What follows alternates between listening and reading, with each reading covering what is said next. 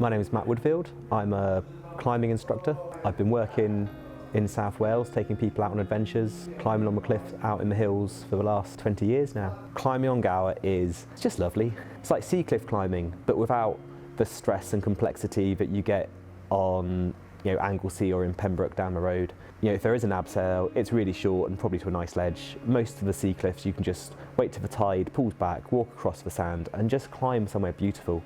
And if it's not a tidal crag, then there's going to be a view of the sea. And one of my favourite parts of climbing on Gower is probably just at the top of a route, having worked up a bit of a sweat, got a little bit scared, sat there belaying up whoever was kind enough to hold my ropes and just staring out, waiting for a seal to pop his head up or just watching the waves break. So trad climbing, traditional climbing, is a really British thing. It shuns the European idea that we should be drilling holes in rock and putting bolts in it to make it safe. It's about, I guess, going back to a simpler time where as you climb up, you wedge in a bit of metal. Hopefully you've picked the right size bit of metal for the right shape crack, clip your rope to it so that as you climb above, if you were to fall, it would stop you hitting the floor, it would catch you eventually. And it's more akin to the alpine style climbing on the continent as opposed to sport climbing, but on a much smaller scale. You get very intimate with the rock on the route because you have to explore every nook and cranny, working out whether it will take a piece of gear that can keep you safe as you move up. So rather than just the gymnastic moves, it's real personal exploration of that bit of rock. What would you say people take trads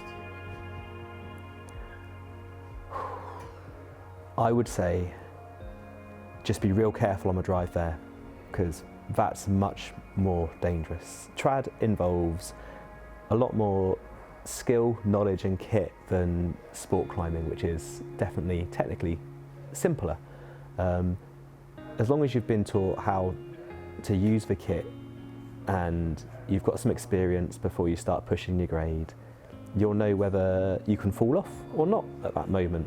There's risks with everything we do, but I think the rewards of trad climbing are much higher than other types, sport or bouldering. I'll often remember the grade of a sport route, but I'll remember the name of a trad climb. I'll remember the feeling of just getting to the start, about making that one little move that in a bouldering room just above the mat you'd make without any drama, but because you're kind of like 20 metres up and there's a slightly sketchy runner underneath you and the waves are crashing, it suddenly feels that much more kind of exciting, and that kind of memory it goes a bit deeper.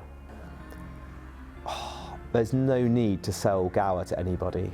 Gower sells itself. You've got perfect golden sandy beaches with limestone rising straight out the sand.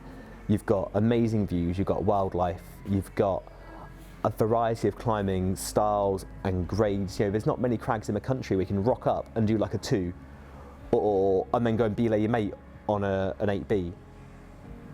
You've got so much variety and it's all so close together. It's not like you've got to drive for an hour in between things. You can just park at one spot and you've got like 20 crags to pick from. Or you can go all the way to the other end for 25 minutes and there's a whole load more crags to pick from. It's got an adventurous feel without being too committing. It's got variety. It's just incredibly beautiful. But don't tell anyone, otherwise it will get really busy and you'll start queuing for routes.